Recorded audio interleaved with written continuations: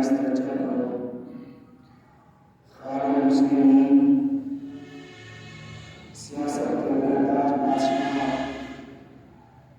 حضرت امیر معاویہ رضی اللہ عنہ کی وفات ہے، تو اسی سلسلے میں امیر معاویہ رضی اللہ عنہ کی سیرت کو بیان کریں گے اور اس کے کارنامے بھی مختصر انداز میں بیان کریں گے۔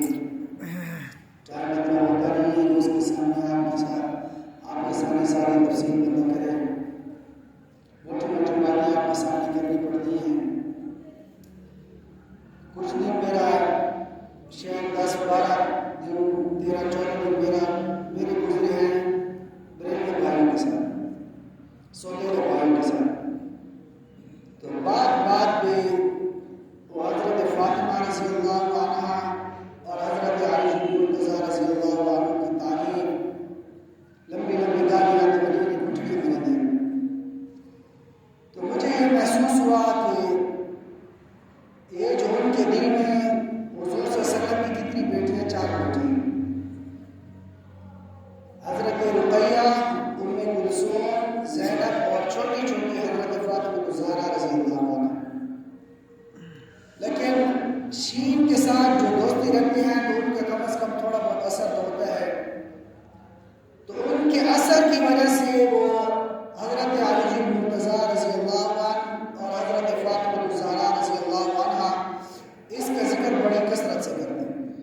مجھے یہ اعتراض نہیں ہے کہ وہ اس کا ذکر کثرت سے کیوں کرتے ہیں، یہ اعتراض نہیں ہے۔ بہرحال درجات کا فرق رکھنا یہ دین کو بچانے کے لیے ضروری ہے۔ درجات کا فرق رکھنا دین کو بچانے کے لیے ضروری ہے۔ اگر درجات کا فرق ختم ہو جائے گا تو انسان زندیق اور ملحد بن جائے گا۔ ہم مانتے ہیں کہ صفت صحابیت میں جو مقام صدیق کو ہے وہی وحشی بن حرب کو بھی وہی مقام حاصل ہے۔ جو صحابی ہونے کی صفت ہے، جیسے صدیق صحابی ہیں ویسے امیر معاویہ بھی صحابی ہیں، اور ویسے وحشی بن حرب بھی صحابی ہیں، بلال حبشی بھی صحابی ہیں، پر مراتب کا فرق ہے۔ پہلے آپ جانتے ہیں کہ حضور صلی اللہ علیہ وسلم نے خلفائے راشدین کو مقام دیا، پھر اس کے بعد 10 مبشرہ، وہ صحابی جن کو نبی نے دنیا میں جنتی ہونے کی بشارت عطا فرمائی، پھر اس کے بعد غزوہ بدر کی، اس طرح ترتیب سے حضور نے درجے فرمائے، میں نے نہیں فرمایا۔ ایسے خلفائے راشدہ میں بھی پہلا درجہ صدیق کا، دوسرا عمر کا، تیسرا عثمان کا اور چوتھا حضرت علی کرم اللہ وجہ رضوان اللہ علیہ اجمعین۔ تو مجھے یہ اعتراض نہیں کہ وہ اس کا ذکر کثرت سے کیوں کرتے ہیں، پر یہ ہے کہ مراتب کا فرق رکھنا ضروری ہے، کیونکہ ان کی صحبت اور سوسائٹی میں بیٹھتے بیٹھتے کم از کم ان کے جراثیم ان میں آ گئے۔ تو امیر معاویہ رضی اللہ عنہ، میں اگر گال کتنا کھلے نا تو موضوع تھی رہا ویسی گال بگڑ دی ویسی نہیں، تو میں کو پتہ ہے کہ میں ویڈیو ناک کر بند کر چکا ہے، بس صرف ایک لکیر پہ چل رہی ہے، کیونکہ آپ جب لکیر پہ چلیں گے تو آپ بھی لکیر کے فقیر بنے گا، جب آپ ادھر ادھر نہیں آئیں گے تو پھر آپ کو، ہمارا بھی ٹائم قیمتی ہے، آپ کا ٹائم قیمتی ہے تو ہمارا بھی قیمتی ہے۔ حضرت امیر معاویہ رضی اللہ عنہ حضور صلی اللہ علیہ وسلم کے ان صحابہ کرام رضوان اللہ علیہ اجمعین میں سے ہے جن کی امت پر بہت زیادہ احسانات ہیں۔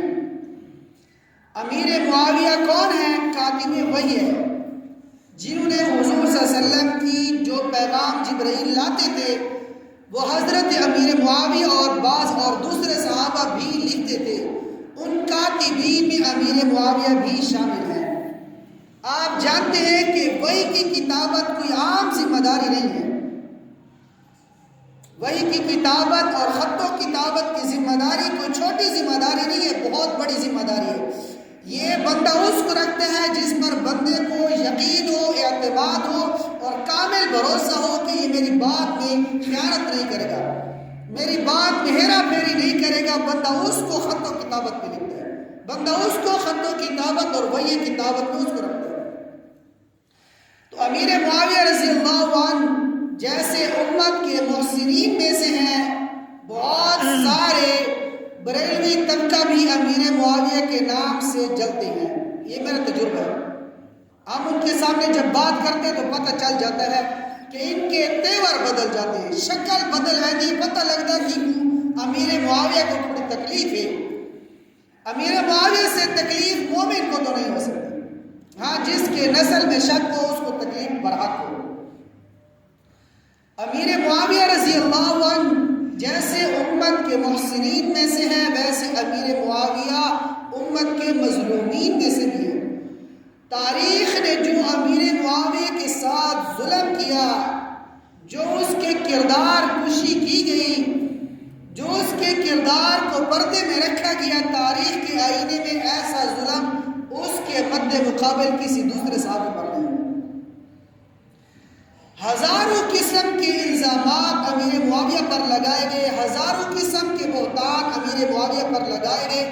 ان بہتانوں کی کثرت کی وجہ سے ہمیں امیر معاویہ کی سیادت، اس کی سرداری، اس کی شرافت اور لائق اعتماد ہونا ہمیں بھول چکے۔ ہم تو جانتے ہیں کہ امیر معاویہ صرف وہ ہے جس نے حضرت علی کے مقابلے میں آ کر جنگ کی تھی۔ جنگ صفین اس طرف امیر معاویہ قائد تھے، لیڈر تھے، اور اس طرف حضرت علی کرم اللہ وجہ تھے۔ دونوں مد مقابل ہو کر لڑائی کی ہے۔ میرے اکابر علماء اہل سنت والجماعت دیوبند کا عقیدہ ہے کہ حضرت علی حق تھے اور امیر معاویہ حق پر تھے، یعنی حضرت علی تھا تو امیر معاویہ تھا، تھوڑا فرق ہے۔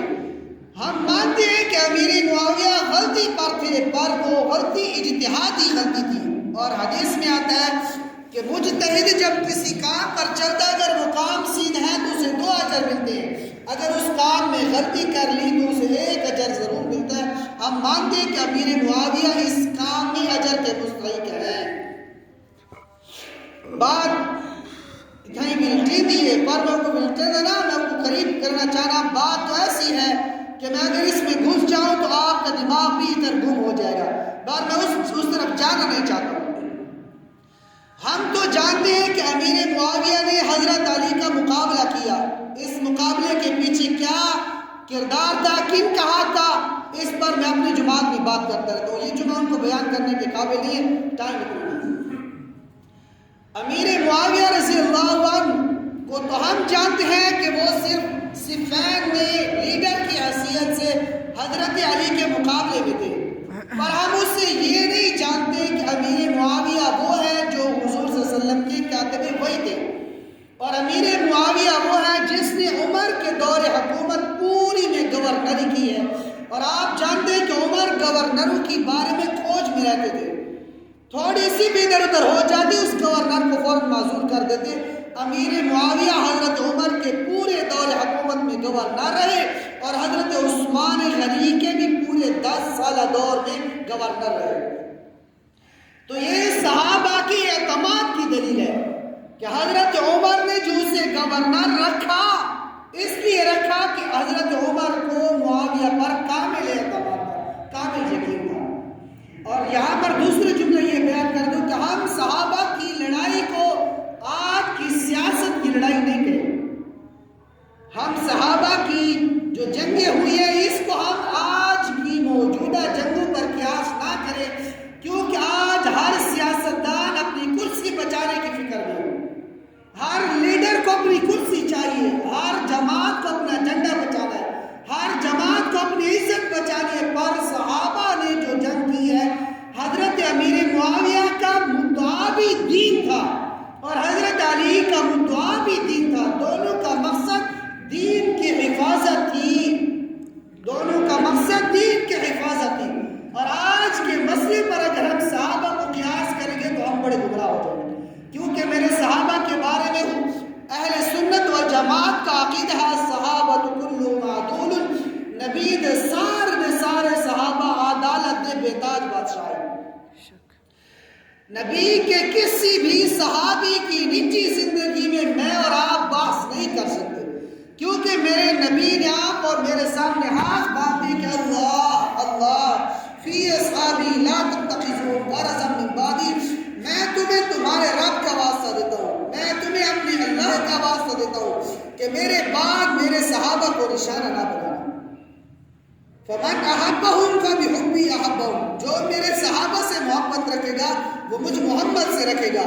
اور نبی تک پہنچنے کے لیے صحابہ کی سیڑھی کو کراس کرنا ضروری ہے، اور اگر صحابہ کو نہیں مانتے پھر نبی تک پہنچ نہیں سکتے. اور اللہ تک پہنچنے کے لیے نبی تک پہنچنا ضروری ہے، پھر نبی سے اللہ تک سیڑھی جاتی ہے. ایسے نبوت کا مجھ اور آپ کو کوئی پتہ نہیں، نہ میں نے دیکھا ہے نبی کو، نہ آپ نے دیکھا ہے، نہ آپ نے قرآن اترتا دیکھا ہے، نہ میں نے دیکھا ہے. اس شریعت کے موقع کے گواہ وہ صحابہ کرام ہیں. اگر ہم صحابہ پر تھوڑا سا بھی شک آتا ہے تو میرا سارے کا سارا دین مشکوک ہو گیا. میرا قرآن مشکوک، میری نماز مشکوک، میرا حج مشکوک، میری زکوٰۃ مشکوک. کیونکہ یہ دین سارے کا سارا صحابہ کے خون اور ان کے خون کے قطروں اور ان کے خون کی چھینٹوں سے لکھا ہوا ہے. اگر ایک صحابی کے بارے میں بھی بدگمان ہوتے ہیں تو موت ایمان پر نہیں آ سکتی. بات مجھے ادھر ادھر جانا چاہ رہی ہے، میں اس کو دوبارہ لے آتا ہوں.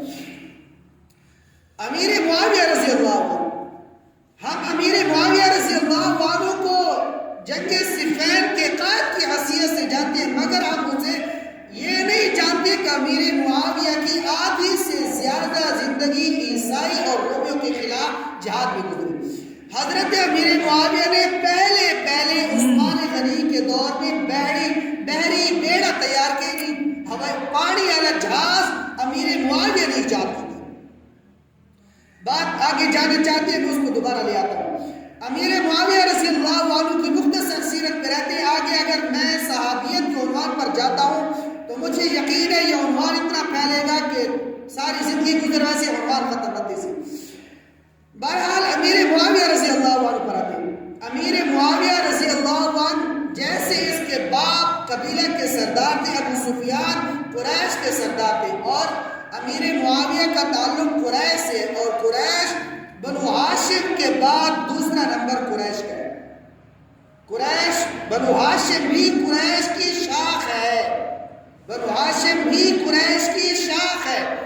جیسے بنو ہاشم کا پہلا نمبر، ایسے سیادت میں، کرامت میں، شرافت میں قریش کا دوسرا نمبر ہے. جب امیر معاویہ رضی اللہ عنہ بچپن میں کھیل رہے تو امیر معاویہ کا سر بڑا تھا، تو باپ نے کہا کہ میرے بیٹے کا سر بڑا ہے، مجھے لگتا ہے کہ یہ اپنی قوم کا سردار بنے گا. تو امیر معاویہ کی ماں نے کہا میں ایک رووا بندی جو اگر صرف اپنی قوم کا سردار بڑے، میں تیرے دیا کہ بڑی کائنات کا سردار بڑھ سکے. کہہ رہی تھی اس کی ماں نے کہا کہ میں تو پھر اس کو رو جو یہ صرف اپنے قبیلے کا سردار بنے، مجھے تو یہ امید ہے کہ یہ اور لوگوں پر حکومت کرے گا، اس کی سلطنت، اس کی حکومت بڑی وسیع ہوگی. حضرت امیر معاویہ رضی اللہ عنہ اسلام، ہمارے پاس جو روایتیں ملتی ہیں وہ حضرت امیر معاویہ نے فتح مکہ پر اسلام قبول کیا. بات ایسی نہیں ہے، بلکہ امیر معاویہ نے صلح حدیبیہ پر اسلام قبول کر لیا تھا، لیکن کچھ عوارضات، کچھ مجبوریوں کی وجہ سے اسلام کو دل میں چھپا کے رکھا. اس کی بڑی دلیل یہ ہے کہ غزوہ بدر میں امیر معاویہ جوان تھے، غزوہ احد میں امیر معاویہ جوان تھے، غزوہ حنین میں امیر معاویہ جوان تھے، پر جو بھی لشکر مکہ سے نبی پر حملہ کے لیے آیا امیر معاویہ اس لشکر میں نہیں. تو اس بات کی دلیل ہے کہ امیر معاویہ رضی اللہ عنہ کے دل میں اسلام کی حقانیت پہلے سے وابستہ تھی. ہاں اظہار تب کیا جب فتح مکہ ہوا، پھر تو اعلانی اظہار تھا، پھر تو کسی پر کوئی زبردستی نہیں. جب امیر معاویہ رضی اللہ عنہ اسلام قبول کیا تو آپ صلی اللہ علیہ وسلم کے بہت زیادہ قریب رہنے لگے، جس وجہ سے آپ صلی اللہ علیہ وسلم نے اعتماد اور بھروسہ اپنی امت کو دکھانے کے لیے، نبی کا کوئی بھی عمل اپنے لیے نہیں ہوتا بلکہ نبی کا ہر عمل اپنی امت کے لیے نمونہ ہوتا ہے. نبی نے امیر معاویہ پر اعتماد کر کے اسے منشی رکھا، اسے کاتب وحی رکھا، اس بات کے لیے کہ جیسے میں نے امیر معاویہ پر اعتماد کیا ایسے میری امت پر بھی فرض ہے کہ وہ امیر معاویہ پر اعتماد کرے. اور حضور صلی اللہ علیہ وسلم نے اس کو بہت زیادہ دعائیں دی ہیں. حضور نے فرمایا اللہم علم معاویہ الکتاب والحساب وقی العذاب، اللہ معاویہ کو تو قرآن و حدیث کا علم عطا فرما اور اسے جہنم کی آگ سے بچانا. اور دوسرے حدیث میں حضور نے فرمایا اللہم علم معاویہ الکتاب ومکن لہ فی البلاد. اللہ معاویہ کو ایک تو قرآن و حدیث کا علم عطا فرما، اس پر میں آگے جا کے بیان کروں گا، اس کو قرآن و حدیث کا علم عطا فرما. اور دوسری یہ دعا دی کہ اللہ اس کو امت پر سلطنت اور حکومت عطا فرما. امیر معاویہ فرماتا جب میں نے نبی کی زبان درفشان سے یہ دعا سنی تو تب سے میرے دل میں یہ امید تھی کہ معاویہ کبھی تو حکمران بنے گا صحیح، کیونکہ تیرے نبی نے تجھے دعا ہے اور نبی کی دعا کبھی رد نہیں جاتی. اور حضور صلی اللہ علیہ وسلم نے ایک مشورے کے لیے ابو بکر و عمر کو بلایا کہ اس کام کے لیے مجھے مشورہ چاہیے. ابو بکر و عمر مشورہ نہ دے سکے.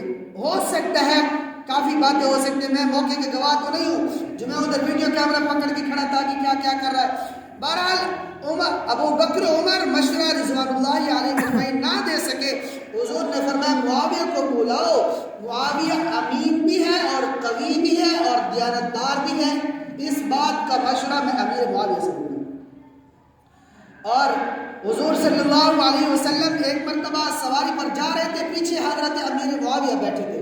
حضور صلی اللہ علیہ وسلم نے معاویہ سے پوچھا رضی اللہ عنہ مجمعین، حضور صلی اللہ علیہ وسلم نے معاویہ سے پوچھا معاویہ تیرے جسم کا کون سا حصہ میرے جسم سے لگ رہا ہے، مس کر رہا ہے، ٹچ کر رہا ہے؟ فرمایا اللہ کے نبی میرا پیٹ آپ کی جسم سے لگ رہا ہے. حضور نے فرمایا اللہم املہ علما، اللہ معاویہ کے پیٹ کو علم سے بھر دے، اللہ معاویہ کے پیٹ کو علم سے بھر دے. اور دوسری حدیث میں حضور نے فرمایا یبعث معاویہ یوم القیامہ وعلیہ رداء من نور الایمان، روز محشر جب معاویہ اپنی قبر سے نکلے گا نا تو معاویہ کے کندھے پر، معاویہ کے جسم پر نور ایمان کی چادر ہوگی.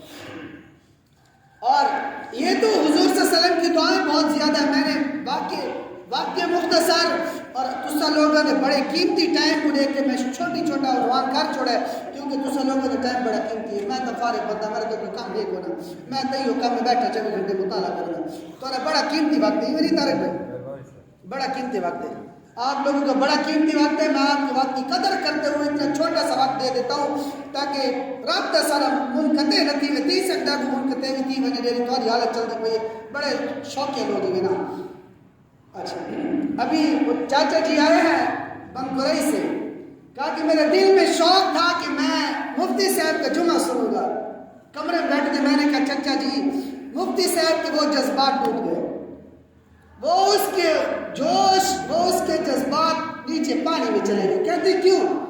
میں نے کہا چچا جی دیکھو ہم ایک ہفتہ پورا مطالعہ کریں ایک مسئلے، اس کو ترتیب دیں، اس کو جوڑے، اس میں نقطے چن کے آپ لوگ کے نظر کے سامنے رکھیں اور تسا وہ خطبے دے ٹائم داسا کو کملے نہیں انہیں کملے ایسے نہیں جو ایسے انہیں دروازہ تے سینہ پکھا کو سناؤ اے پکھے تے سنگل چھوڑے ہفتے دے ڈاک ہفتے دے سنگری والا سنگل ہو دے ہفتہ سے مطالعہ کرو کم از کم ایک آدھا گھنٹہ 20 بجے تسے پہلے نکل آؤ بات اصال جوش تسا پہلے اٹھائی.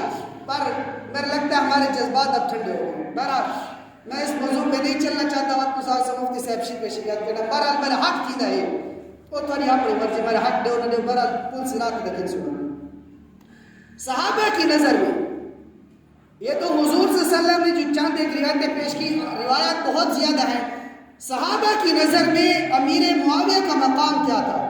حضرت عمر رضی اللہ عنہ فرماتے ہیں کہ اپنے صحابہ کو جمع کر کے بٹھائے فرمایا کہ میرے بعد اگر تم گروہ میں تقسیم ہوئے تو تم یہ مت بھول جانا کہ معاویہ تم میں موجود ہے، وہ تمہیں زبردستی اکٹھا کرے گا.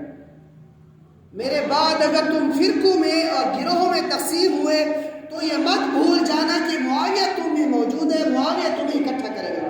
اور دوسری روایت میں حضرت عمر نے فرمایا تم کیسر و کسرا کی تعریف کرتے ہو، معاویہ تم میں ہے، سیاست کے بیتاج بادشاہ، سیادت کے لائق ترین امیر معاویہ تم میں موجود ہے، اور پھر بھی تم کیسر و کسرا کی تعریف کرتے ہو. تعریف کے قابل تو امیر معاویہ تم میں موجود ہے. اور حضرت علی رضی اللہ عنہ جب جنگ صفین میں اس پر تھوڑی سی مقدمے پہلے روشنی ڈال چکا ہوں تو سارے لوگوں نے ٹائم کو قیمتی سمجھے دے اور میں خود نہ ڈال کرنا چاہتا. حضرت علی رضی اللہ عنہ جب جنگ صفین سے واپس آئے جب جنگ صفین سے واپس آئے تو اپنی ساتھیوں کو فرمایا کہ خیال کرنا معاویہ کے بارے میں کوئی غلط بات نہ کرنا، معاویہ کے بارے میں منہ سے کوئی غلط بات نہ کرنا، معاویہ کے بارے میں منہ سے کوئی غلط بات نہ کرنا، اگر تم نے معاویہ کو گم کر دیا تو تمہارے سر ایسے کٹیں گے جیسے درخت سے پھل گرتے ہیں، تم ایسے کاٹ دیے جاؤ گے غیروں کے ہاتھوں سے۔ معاویہ تم میں گورنر ہیں اور معاویہ کے خلاف کوئی بات نہ کرنا، اگر تم نے معاویہ کو گم کر دیا، اگر معاویہ کو تسا پٹا دیتا تو تھوڑے سر ہی میں کٹ سن جی میں پکے پھل ڈھانے تو سارے سر ہی میں کٹ کے ڈا سکتے۔ یہ حضرت علی کا وہ قول ہے جو اس نے جنگ صفین کے بعد فرمایا۔